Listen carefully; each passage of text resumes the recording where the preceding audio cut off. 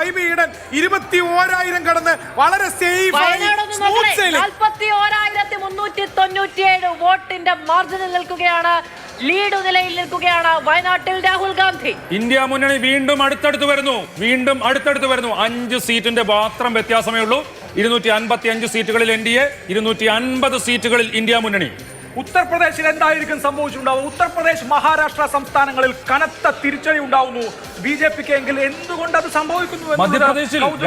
മധ്യപ്രദേശിൽ, രാജസ്ഥാനിലൊക്കെ കഴിഞ്ഞ തവണ ഓരോ മണ്ഡലങ്ങളിൽ 2 ലക്ഷം, 2.5 ലക്ഷം, 3 ലക്ഷം ആ രീതിയിലായിരുന്നു ലീഡ്.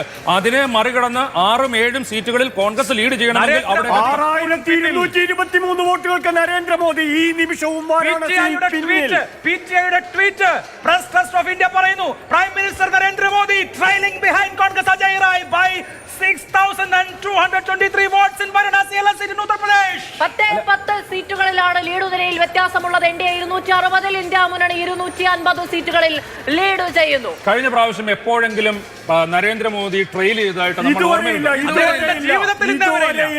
ഇതുവരെയില്ല.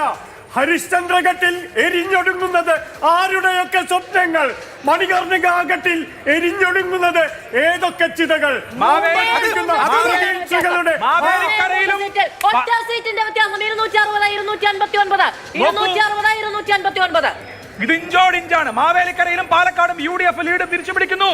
രാജീവ്, അത് മാത്രമല്ല, കഴിഞ്ഞ തെരഞ്ഞെടുപ്പിലും അജയ് റായ് തന്നെയാണ് മത്സരിച്ചത്. 18 സീറ്റുകളിലാണ് UDF കേരളത്തിൽ ഇപ്പോൾ ലീഡ് ചെയ്യുന്നത്. 17 പഴങ്കഥ, 18 സീറ്റുകളിൽ UDF.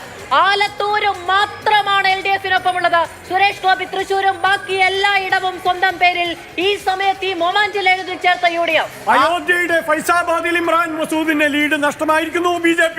ഫൈസാബാദിൽ, അയോധ്യയുടെ പ്രാണപ്രതിഷ്ഠ നടന്ന ഫൈസാബാദിൽ BJP തിരിച്ചെത്തിയിരിക്കുന്നു. ഈ നിമിഷം BJP അയോധ്യയിൽ